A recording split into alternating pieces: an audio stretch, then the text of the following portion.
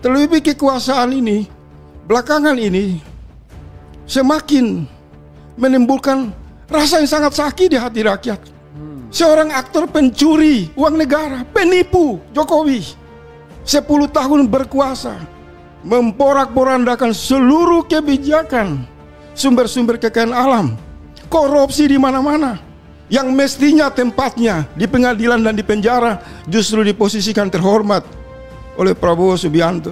Ini cara-cara kekuasaan yang sangat busuk dan culas. Dan ingat, saya selaku individu rakyat, saya ingatkan kalian semua, berhenti dengan atribut, dengan pangkat-pangkat itu, dengan senjata-senjata kalian. Negara nggak butuh itu. Negara butuh keadilan. Negara nggak butuh baris berbaris, pidato-pidato dengan suara keras. Ini saatnya Prabowo yang masih dirindukan oleh rakyat, masih dicintai, masih ada harapan rakyat, segera insaf. Jangan main-main, jangan omon-omon. 100 hari berlalu hanya meninggalkan polemik demi polemik yang pada akhirnya saya khawatir ucapan dia negara ini bubar pada tahun 2030 mungkin bisa terjadi.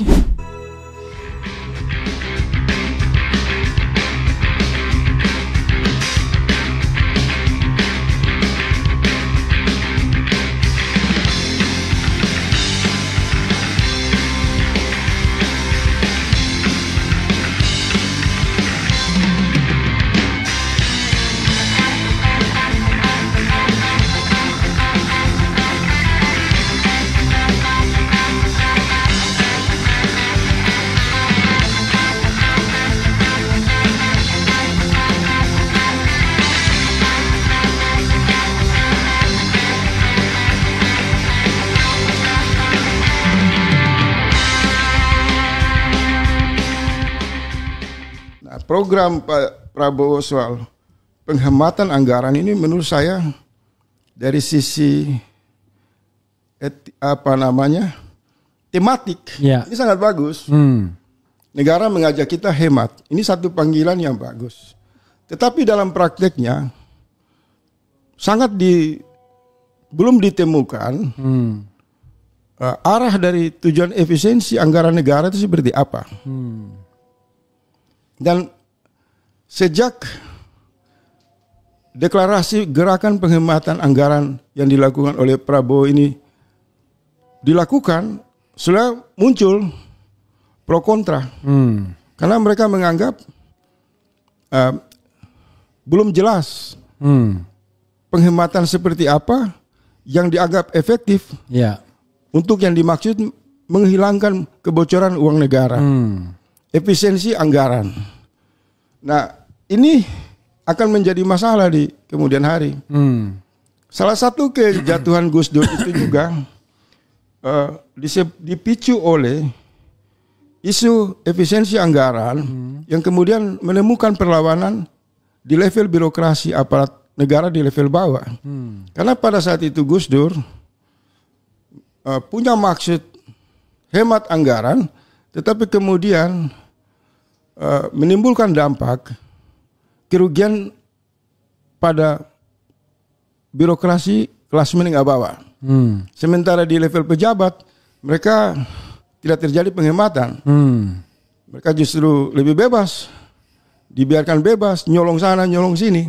Sementara pegawai kecil, prajurit, TNI dan Polri, aparat negara yang berkedudukan di level bawah itu dipaksa ikat pinggang dan pada akhirnya terjadi gejolak di dalam internal organisasi negara. Tapi paradoksnya itu bro ya, dari awal kan kita sudah melihat ini anggaran pasti cekak ya, utang harus dibayar baik pokok maupun bunganya. Tapi kemudian kementerian dan wakil menteri, pejabat-pejabat itu 100 lebih. Padahal itu kan pasti pemborosan karena tidak hanya soal gaji dan fasilitas yang bersangkutan, tapi juga kementerian itu harus ada anggarannya dan lain sebagainya.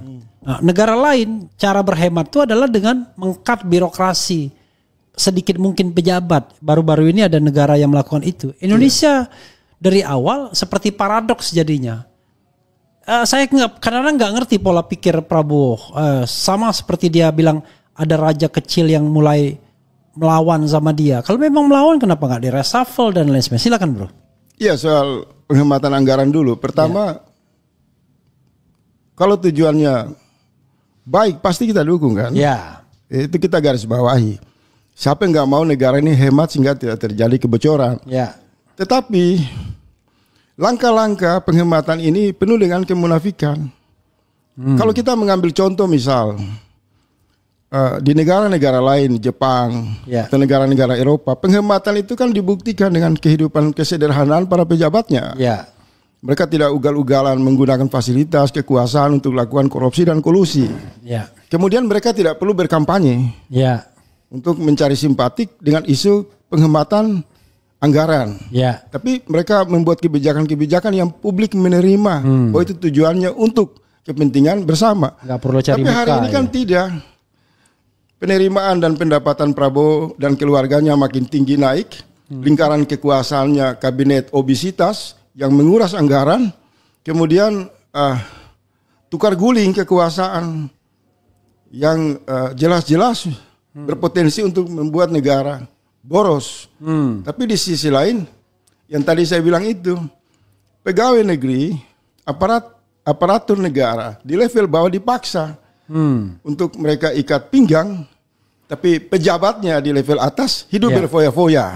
Misal Menteri Luar Negeri Sugiono menggunakan uang rakyat terbang ke India, kemudian pulang ke Indonesia tidak membawa hasil apapun. Berapa puluh miliar uang habis ke India sana bersama Prabowo. Apa yang terjadi? Rakyat Indonesia sangat dilukai. Justru yang beredar foto pesta-pesta pejabat itu Sugiono, si Mayor Teddy, orang-orang lingkar inti kekuasaan Prabowo. Ini munafik. Jadi kampanye yang disebut operasi untuk penghematan anggaran ala Prabowo ini nanti akan menimbulkan perlawanan dari dalam internal birokrasi. Karena birokrasi yang berada di posisi bawah, guru-guru, pegawai kecil, prajurit, TNI, Polri, yang mereka menyaksikan di era Jokowi, bahkan mungkin sekarang presidennya memfasilitasi oligarki, merampok sumber-sumber kekayaan alam, korupsi di mana-mana. Setelah utang besar-besaran, kini pemerintahan berganti, mereka justru menindas rakyat di dalam struktur negara itu dengan mengatakan penghematan anggaran. Ini tidak adil.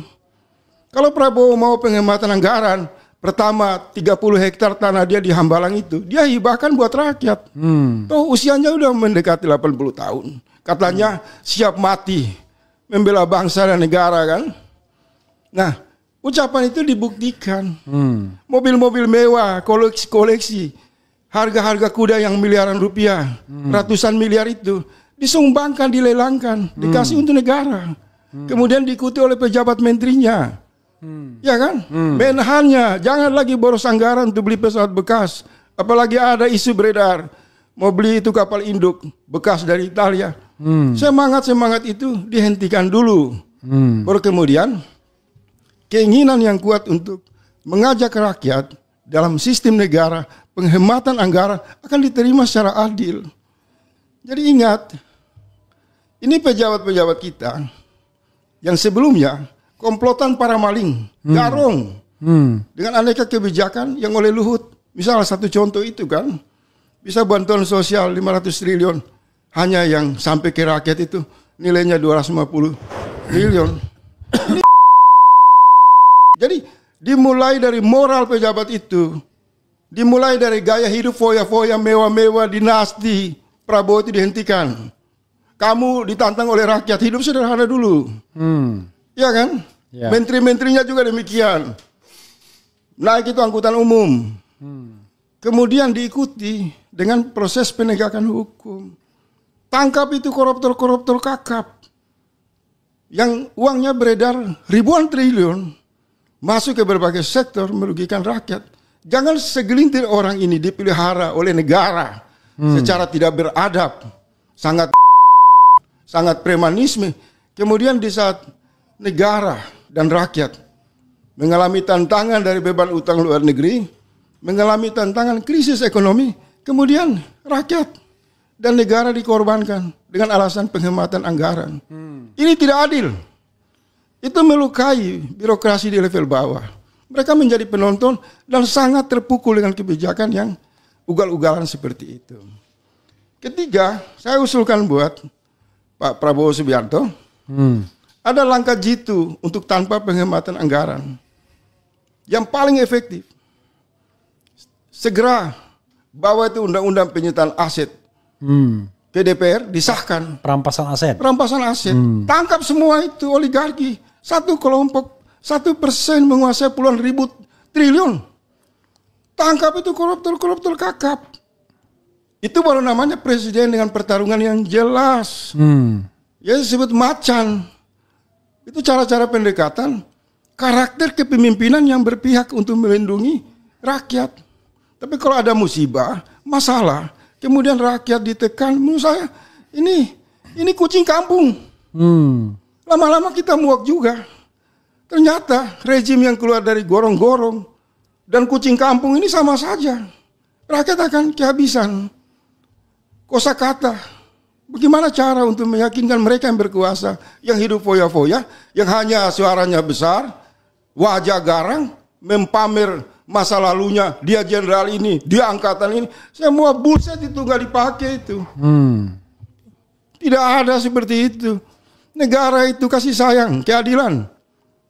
Orang-orang kecil di bawah ini sudah nggak takut dengan kematian. Kalian jangan bertindak. Ini bisa memicu revolusi. Terlebih kekuasaan ini, belakangan ini, semakin menimbulkan rasa yang sangat sakit di hati rakyat. Seorang aktor pencuri uang negara, penipu Jokowi. 10 tahun berkuasa, memporak-porandakan seluruh kebijakan, sumber-sumber kekayaan alam, korupsi di mana-mana. Yang mestinya tempatnya di pengadilan dan di penjara justru diposisikan terhormat oleh Prabowo Subianto. Dan dibela-bela. Ini cara-cara kekuasaan yang sangat busuk dan culas. Dan ingat, saya selaku individu rakyat, saya ingatkan kalian semua, berhenti dengan atribut, dengan pangkat-pangkat itu, dengan senjata-senjata kalian. Negara nggak butuh itu. Negara butuh keadilan. Negara nggak butuh baris berbaris, pidato-pidato dengan suara keras. Ini saatnya Prabowo yang masih dirindukan oleh rakyat, masih dicintai, masih ada harapan rakyat. Segera insaf, jangan main-main, jangan omon-omon. 100 hari berlalu hanya meninggalkan polemik demi polemik yang pada akhirnya saya khawatir ucapan dia negara ini bubar pada tahun 2030 mungkin bisa terjadi.